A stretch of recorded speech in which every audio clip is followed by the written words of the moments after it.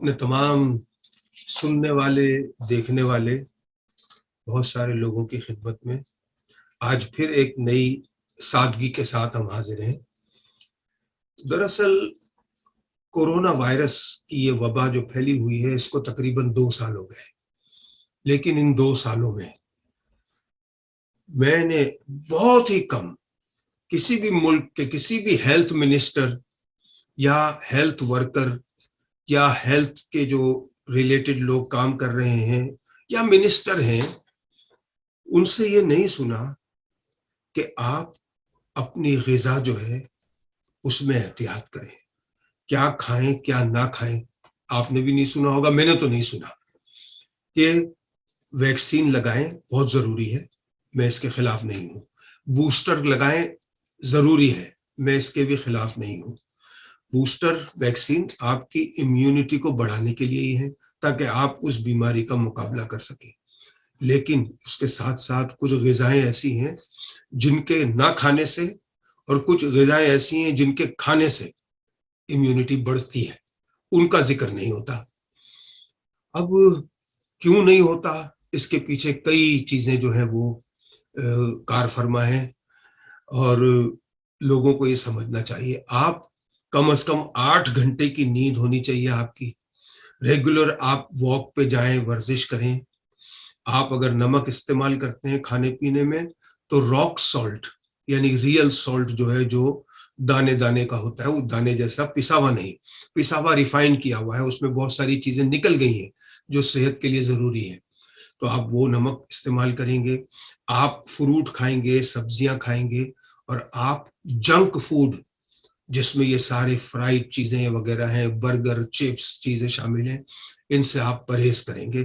आप फिश खाएंगे, आप ग्रिल करके चीजें ज्यादा खाएंगे। तो ये अगर आप हेल्दी चीजें खाएंगे, मैग्नीशियम आप लेंगे बनाना से, आप विटामिन सी लेंगे, आप विटामिन डी, सनशाइन, जब जब भी सूरज निकले, कुछ ममालिक में सूरज नहीं निकलता, कम निकलता है, तो जब भी निकले उससे आप मुफ्त का विटामिन डी, और पाकिस्तान में तो मुफ्त में ही है विटामिन डी, और इंडिया में, बांग्लादेश में तो इन चीजों का जिक्र कोई करता ही नहीं है। अब इसलिए क्यों नहीं करता, शायद इसकी वजह ये हो कि ये दवाइयां नहीं है, जबकि मैं इन्हें मेडिसिन कहता हूं, और ये है लाइफ स्टाइल मेडिसिन। ये अगर हम करें, अब होता क्या है इस वक्त जो है, ज्यादातर एक चीज जो मेरी समझ से बाहर है बिल्कुल, वो ये है कि बहुत सारी ऐसी चीजें हैं, तब्दीलियां हैं जो हमारे जिस्म में सेहत के हवाले से होती हैं, जो कुदरती हैं और जिन्हें होना है, लेकिन उन्हें बीमारियों का टाइटल दिया जा रहा है, और फिर उनकी दवाएं बाजार में आती हैं और वो दवाएं बिकती हैं। ये कैसे होता है? मिसाल के तौर पर ऑस्ट्रेलिया के अंदर जो रिसर्च हुई, किसी एक कंपनी ने, फार्मास्यूटिकल कंपनी, उन्होंने बालों के लिए दवाएं बेचने का इरादा किया और बनाई दवाएं। अब वो बिकें कैसे जब तक कि उसकी मशहूरी ना हो। अब पब्लिसिटी ऐसे तो नहीं होती जैसे दूसरी चीजों की होती है, खाने पीने की चीजों की। उसके लिए तो बाकायदा, दवा के लिए तो जरूरी है कि रिसर्च दिखाई जाए कि रिसर्च हुई, रिसर्च में हमें ये पता चला और अब हमें ये बेचनी है। अब सर के बाल गायब हो गए हैं, यानी गंजापन, जैसे मेरे भी हो रहा है, यहाँ बाल नहीं है कहीं कहीं, एक जमाने में थे। ये कुदरती चीज है, ये होता है, हर एक को होगा। ये बीमारी नहीं है, मगर इसे बीमारी बना दिया गया। कैसे बना दिया गया? ये कहा गया कि जी डॉक्टर के पास 3 में से 1 फर्द जरूर ऐसा जाता है जो ये कहता है कि मुझे बड़ी परेशानी है, मेरे सर के बाल गिर रहे हैं, या मैं गंजा हो रहा हूं।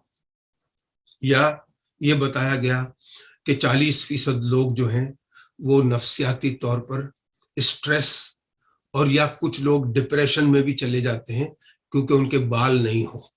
अब सब बात ये है जनाब कि जब तक आपको पता नहीं था इस रिसर्च का, अब ये रिसर्च कितनी सही है कितनी नहीं है, इसके लिए हम गारंटी से इसलिए नहीं कह सकते कि इस रिसर्च को पैसा उसी ने दिया है जिसने दवाई बनाई है, तो जाहिर है वो रिसर्च उसकी फेवर में ही होनी चाहिए, वरना उसका पैसा देने का क्या मतलब है। तो सवाल ये पैदा होता है कि अगर मुझे जब तक पता नहीं था तब तक तो मैं ठीक था, لیکن جب میں نے یہ ریسرچ پڑھی تو اب مجھے بھی اسٹریس ہونے لگ گیا کہ یار واقعی بال اگر نہیں ہے تو اسٹریس تو ہوگا، عجیب سا لگ رہا ہے میرا چہرہ، میں عجیب سی میری شکل ہو گئی ہے. تو لامحالہ نفسیاتی طور پر یہ اثر ہوا. اب بات یہ ہے کہ دیکھیں نا، جب تک آپ اکیلے بیٹھے ہوئے ہیں کمرے میں اور آپ کو پیاس وغیرہ نہیں لگ رہی اور آپ پانی بھی نہیں پی رہے، کوئی ڈرنک بھی نہیں پی رہے، اور اچانک سے کوئی آپ کے سامنے کوئی شوگر والا کچرا ڈرنک جو ہے اس کی بوٹل رکھ دے، آپ کو فوراً پیاس لگ جاتی ہے، فوراً دل کرتا ہے آپ اور فوراً پینا شروع کر دیتے ہیں. چیز سامنے آ گئی تو یاد آ گیا. اسی لیے تو کہا جاتا تھا نا ہمارے ملکوں میں کہ دیواروں پر جہاں لکھا ہوتا تھا کہ یہاں تھوکنا منع ہے، وہیں لوگ زیادہ تھوکتے تھے، کیونکہ جب وہ لکھا ہوا دیکھتے تھے تو انہیں یاد آ جاتا تھا کہ یار میں تھوک دوں. تو یہ ریسرچ کے بعد اب یعنی اس گنجے پن کو بیماری بنا دیا گیا. حالانکہ یہ بیماری نہیں ہے، وقت کے ساتھ ساتھ انسان میں گنجا پن آئے گا. کچھ لوگوں کو نہیں آتا، کچھ لوگوں کو آتا ہے. اس میں نہ تو اسٹریس کی ضرورت ہوتی ہے، نہ ڈپریشن کی ضرورت ہوتی ہے. اور جہاں تک میں یہ سمجھتا ہوں کہ بہت اچھی بات ایک میرے استاد نے مجھے کہی تھی، جب میں نے ان سے کہا کہ حضور یہ جب بال اڑ جاتے ہیں تو عجیب سا منہ ہو جاتا ہے اور پھر کیا کیا جائے، تو انہوں نے کہا تھا کہ بھائی جب تمہارے بال پورے تھے تو یا کیا کسی کام آتے تھے، کوئی فائدہ ہوا اس سے؟ میں نے کہا نہیں. بولے دیکھو آنکھوں سے فائدہ ہے، کان کا فائدہ ہے، ناک کا ہے، ان بالوں سے کوئی فائدہ ہوا تھا تمہیں؟ میں نے کہا نہیں، بالوں سے فائدہ تو نہیں، وہاں ذرا چہرہ اچھا نظر آتا تھا. بولے چہرہ اب بھی اچھا نظر آتا ہے، تم کو ایسا لگتا ہے کہ برا ہے. تو یہ طریقہ کار اپنایا جا رہا ہے. دوسری چیز، ایک اور بیماری کے لیے انہوں نے جو ہے اس کو بیماری بنا کر پیش کیا، مردانہ کمزوری. آسٹریلیا میں یہ ریسرچ کی گئی، سروے کیے گئے، اور اس میں یہ بتایا گیا کہ 4 میں سے 1 یا 5 میں سے 1 جو ہے وہ ڈاکٹر کے پاس اس وجہ سے جاتا ہے کہ مجھے یہ کمزوری ہو گئی ہے. اور یا اس کے بعد جو ہے وہ 10 میں سے 9 افراد جو ہیں وہ جاتے ہیں ڈاکٹر کے پاس اس وجہ سے. اب جو پڑھتے ہیں لوگ وہ کہتے ہیں یار مجھے بھی شاید نہ ہو، یہ ہے معاملہ ہے. اب وہ سروے میں یہ تو بتایا گیا، مگر یہ نہیں بتاتے وہ کہ بھائی جس کا آپ نے یہ سروے کیا ان کی عمر 70 سال تھی، جنہوں نے یہ جواب دیا کہ میں 9 میں سے 10 میں سے 9 آدمی وہ تھے جو 70 سال کی عمر کے تھے. اب ظاہر ہے جب عمر بڑھتی ہے تو جسم کے مختلف اعضاء جو ہیں ان میں کمزوری ہوتی ہے، یہ قدرتی امر ہے. تو اس کے بعد اس کی دوائیاں بکنا شروع ہو گئی. تو بعض اوقات بہت ساری جیسے ہڈیوں میں کچھ کمزوریاں سی پیدا ہوتی ہیں عمر کے ساتھ ساتھ، آسٹیوپروسس ہے وغیرہ، یا ہاضمے کی کچھ ایسی خرابیاں جو ہوتی ہیں جو ایک زمانے میں بیماریاں نہیں تھیں لیکن بعد میں ان کی دوائیں بن گئیں اور وہ بیماریاں بن گئیں. آج سے 100 سال پہلے وہ دوائیں جو ایک ہاضمے کی مخصوص خرابی کے لیے ہیں، جسے کہا جاتا ہے وہ اریٹیبل باؤل سنڈروم، IBS کا نام دیا جاتا ہے، وہ ایک زمانے میں بیماری نہیں گنی جاتی تھی، آج گنی جاتی ہے.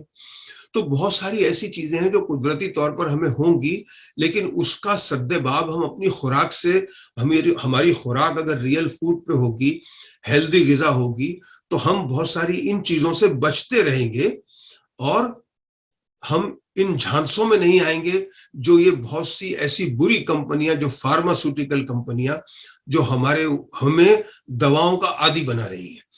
یہ دواؤں کی کمپنیوں کا اس وقت مکمل طور پر ہولڈ ہے پوری دنیا کے اندر. آسٹریلیا میں ہو، بہت سے ممالک میں کئی جگہ یہ چیزیں ثابت ہوتی جا رہی ہیں کہ بہت ساری جو ریسرچ تھی کچھ دوائیوں کی یا بیماریوں کی، اس کو فنڈ کیا گیا تھا ان فارماسیوٹیکل کمپنی کی طرف سے.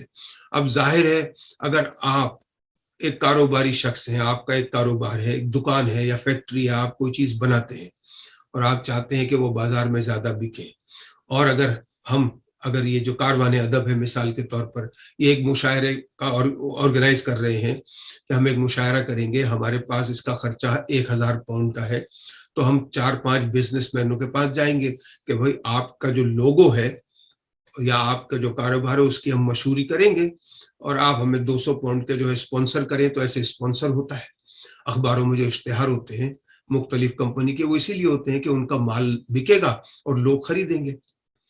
تو اگر اس وقت پاکستان، ہندوستان، بنگلہ دیش ہو، بہت سارے ممالک ہوں گے، پاکستان کا میں نے تھوڑی ریسرچ کی کہ آئے دن کوئی نہ کوئی پروگرام ہو رہا ہے 5 اسٹار ہوٹلز میں، جسے بڑے بڑے ڈاکٹر جو ہے وہ آرگنائز کر رہے ہیں مختلف بیماریوں کے حوالے سے، اور اس کے نیچے لوگو فارماسیوٹیکل کمپنی کا بھی ہوتا ہے.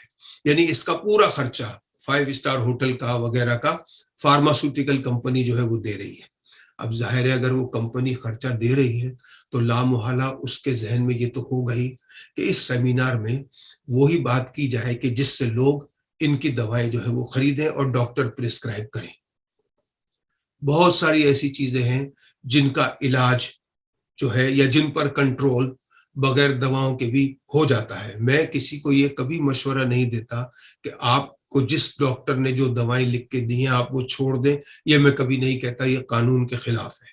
लेकिन मैं ये जरूर कहता हूं कि आप अपने डॉक्टर से बात करें।